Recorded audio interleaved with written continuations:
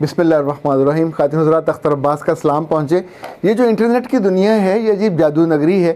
کچھ لوگوں کو بہت اچھی لگتی ہے اور کچھ لوگ وہاں سے جانے کے بعد، اس کے اندر جانے کے بعد ان کے لیے واپسی مشکل ہو جاتی ہے. ابھی گزشتہ دنوں میں اسلام آباد میں تھا تو وہاں ایک قریبی قصبے سے ایک خاتون آئیں اور انہوں نے آ کے 2 گھنٹے میرے ساتھ گزارے. ان کے ساتھ ان کے 4 بچے تھے اور مختلف عمروں کے تھے. تو میں نے ان سے پوچھا آپ کے میاں کہاں ہیں؟ تو انہوں نے بتایا کہ وہ کراچی میں ہیں اور ایک بہت اچھی جاب کرتے ہیں.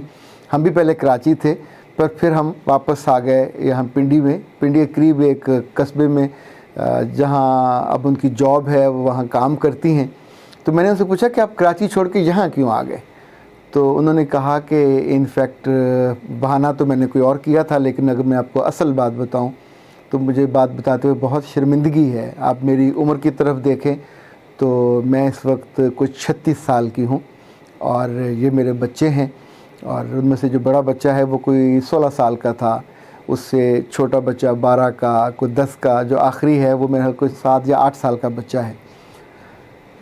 انہوں نے کہا کہ وہاں ایک روز میں نے چیٹ باکس میں گئی اور ایسے دیکھتے دیکھتے کہ باقی لوگ کیا باتیں کر رہے ہیں، کوئی ہنس رہے تھے، کوئی جملے بازی کر رہے تھے، تو مجھے اس کا بالکل اندازہ نہیں تھا. پر پھر میں چیٹنگ میں نے آغاز کر دیا اور ہولے ہولے مجھے اس کی لت پڑ گئی. اور پھر وہیں ایک صاحب سے میری دوستی ہوئی، میری ملاقات ہوئی اور یہ تعلق بڑھتے بڑھتے اتنا بڑھ گیا کہ وہ میری زندگی میں داخل ہو گئے اور مجھے کراچی چھوڑ کے یہاں آنا پڑا. اور یہاں آ کے میں نے کسی کو نہیں بتایا کہ میں یہاں کیوں آئی ہوں. اور پھر میں نے یہاں جاب سٹارٹ کی. ان صاحب نے نہ صرف یہ کہ میرا پیچھا کیا، اور پیچھا اس لیے کیا کہ ظاہر میں بھی یہ چاہتی تھی، ان کو میں نے رستہ دیا تھا اور ہمارے ان کے ساتھ بہت اچھا پہلے فون پہ باتیں ہوتی تھی. پھر انہوں نے ہولے ہولے میری زندگی میں دخل دینا شروع کیا. اس نے مجھ سے قسم لی کہ میں اپنے میاں سے بات نہ کروں. میں نے اس کی قسم مان لی. پھر اس نے مجھے قسم دی کہ میں اپنے میاں کے ساتھ دوبارہ اپنا کوئی تعلق بھی نہ رکھوں، تعلق زن و شو. پھر میں نے اس کی یہ بات بھی مان لی. پھر اس نے مجھ سے کہا کہ تم اپنے میاں سے خرچہ بھی نہ لو، اور میں اس کی یہ بات بھی مان لی. پھر اسی خرچے کو چونکہ پورا کرنے کے لیے میں نے اپنے علاقے میں ایک اسکول میں جاب شروع کی اور وہاں سے کچھ کمانا شروع کیا. پھر میں نے کوئی ٹیوشن پڑھانا شروع کیے، پھر کچھ اور چھوٹے چھوٹے کام کرنے شروع کیے. اس دوران ان صاحب سے فون پہ ہی ان کا رابطہ رہا اور ایک روز وہ اچانک ان کے گھر آ گئے اور پھر وہاں وہ 1-2 روز رہے ان کے ساتھ. اس دوران جب آپ کسی کو اپنی زندگی میں آنے دے دیتے ہیں تو اس کے بعد وہ لیوریج کتنا لیتا ہے اور کتنی دور تک جا کے آپ کی زندگی کو یا تو برباد کرتا ہے یا فنا کرتا ہے یا اس کا مزے لیتا ہے. اس وقت تو آپ کی انٹینشن کچھ اور ہوتی ہے. خاتون حضرات، یہ جو گناہ ہے، یہ جو لذت ہے، جب یہ ہوس میں کنورٹ ہوتی ہے تو اس لمحے اللہ جانے کیا ہے، آنکھوں پہ کچھ ایسی پٹی بنتی ہے کہ نہ تو اپنا خاندان نظر آتا ہے، نہ اپنے بچے نظر آتے ہیں اور نہ ہی اپنی عزت نظر آتی ہے. یہ چند لمحوں کی گیم ہوتی ہے جس میں آپ سب کچھ لٹا بیٹھتے ہیں، اپنا اعتماد بھی، اپنا اعتبار بھی، اپنی آنکھوں کی حیا بھی، اور اس کے بعد آپ کے پلے ککھ نہیں بچتا. یوں سمجھے عمر بھر کی کمائی جو آپ نے 34-35 سالوں میں کمائی تھی، ایک اعتبار کی صورت، ایک رشتے کی صورت، وہ ایک رات گناہ کی جو باڑھ آئی تو سب کچھ بہا کے لے جاتی ہے.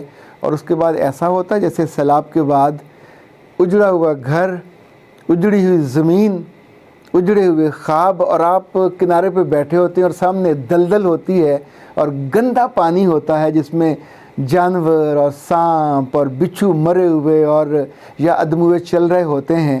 اور ایسے میں بہت ممکن ہے وہ آدمی بھی آپ کو بچھو ہی لگے، وہ آدمی بھی آپ کو سانپ ہی لگے جس نے آپ کے جسم کو ڈسا، جس نے آپ کی روح کو ڈسا، کسی حق کے بنا، کسی استحقاق کے بنا.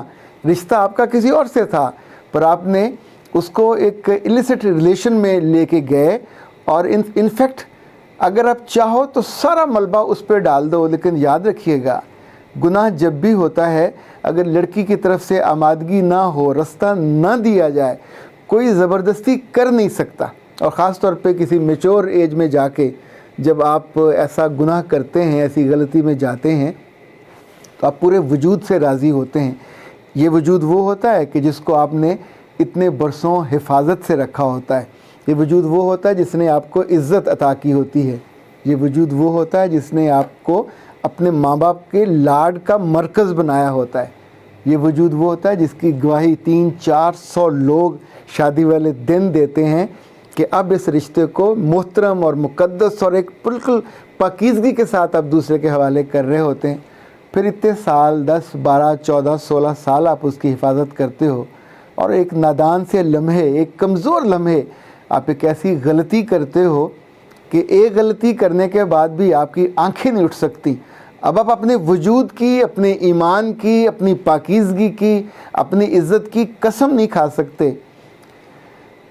اس لمحے کے بعد یا تو واپسی ہو جاتی ہے، یا پھر انسان اس کھائی میں گرتا ہے جس میں گرتا ہی چلا جاتا ہے اور اس کو کوئی بچانے واپس نہیں آتا، چونکہ یہ آپ کا اور آپ ہی کا معاملہ ہوتا ہے، دوسرا تو اس میں شریکی کوئی نہیں ہوتا۔ بچے تو بھی چھوٹے ہوتے ہیں، وہ نہیں جانتے ہوتے۔ اسی لیے دین میں اس گناہ کی سزا رکھی گئی ہے، اور خاص طور پہ جب آپ بڑا گناہ کرتے ہیں اس پاکیزہ رشتے کے بعد، اس کی زیادہ بڑی سزا رکھی۔ وہ تو بدقسمتی ہماری کہ کسی ملک میں بھی ہمارے دینی قوانین موجود نہیں ہیں، اور سارے دنیاوی سے قوانین ہیں وہ ایسے ہیں کہ اس میں سزا نام کی چیز بالکل اور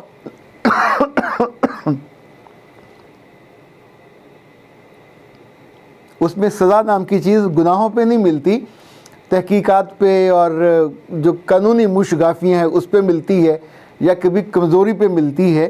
وہ جو اصل وجہ جس کی وجہ سے رب نے یہ سزا رکھی، یہ اس جرم کو روکنے کے لیے رکھی، تاکہ اس کا رستہ ہی ختم ہو جائے، لوگ اس طرف جانے کا سوچے بھی نہ۔ اس لیے کہ جب خدا نہ خواستہ یہ ہو جاتا ہے تب سوچئے پوری فیملی کا بنتا کیا ہے۔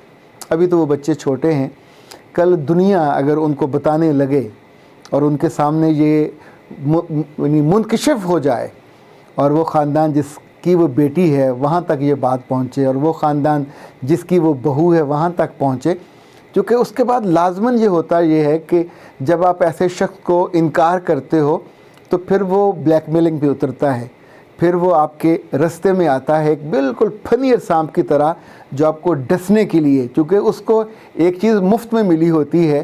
اور یہ جو گناہ ہے یہ بہت ہی ظالم قسم کی چیز ہے، یہ کبھی کبھی اندر سے آپ کو بہادر کر دیتا ہے، آنکھوں کی حیا ختم کر دیتا ہے، آپ کے وہ دیدے میں سے لحاظ ختم ہو جاتا ہے، آپ کو اچھائی اور برائی بھی بھلا دیتا ہے، کیونکہ وہ ہوس اتنی تگڑی اور اتنی مضبوط ہوتی ہے، تب نہ تو خدا کا ڈر یاد آتا ہے نہ اپنا خاندان یاد آتا ہے۔ پھر ایک بے خوفی ہوتی ہے، اس بے خوفی میں بعض لوگ بہادر ہو جاتے ہیں، اور بعض لوگ اس بہادری میں زیادہ گناہ کرنے پہ آمادہ ہو جاتے ہیں۔ وہ خاتون اپنے اس گناہ سے، اپنے اس جرم سے شرمندہ ہے، واپسی کا رستہ چاہتی ہے کہ میں واپس کیسے جاؤں، کیونکہ اب اس رستے میں وہ آدمی، اس کے الزامات، اس کی توقعات اور یوں سمجھے اس کے تھریٹس کھڑے ہیں۔ اللہ نہ کرے کبھی کسی بچی کو، کسی عورت کو، کسی لڑکی کو اس عذاب سے دوچار ہونا پڑے کہ وہ واپس جانا چاہے اور گناہ کا ساتھی، گناہ کا محافظ بن کے وہاں سامنے کھڑا ہو جائے اور اس کو مجبور کرے کہ تو میرے ساتھ اس گناہ کی زندگی میں اور آگے چل۔ کتنا چلے، کتنے برس چلے، کتنے سال آپ اس گناہ میں اور بسر کر سکتے ہو، اس کی کہیں نہ کہیں تو اختتام ہونا ہی ہونا ہوتا ہے، کہیں نہ کہیں انتہا تو آنی ہوتی ہے۔ وہ زندگی میں آ جائے تو بربادی، اور وہ قبر میں آئے تو ظاہر ہے پھر کیڑے اور سانپوں کی بربادی، وہ انسان ان کا پھر شکار بنتا ہے۔ اس خاتون کی زندگی میں ابھی تک تو رب نے پردہ رکھا ہوا ہے، ابھی تک یہ راز منکشف نہیں ہوا، پر مجھے ڈر ہے کہ جو ہی یہ گناہ کی زندگی لمبی ہوتی ہے اور آپ اس سے رکنے سے انکار کر دیتے ہو اور اس سے نکلنے سے جو رستے ہیں وہ تلاش نہیں کرتے، اور یا ڈر کے ہمت ہار جاتے ہو کہ کوئی دوسرا یہ کیا کر لے گا۔ آپ سوچیں کہ آپ سے سب کچھ اس نے چھین لیا، اب اس کے بعد کیا چھینے گا۔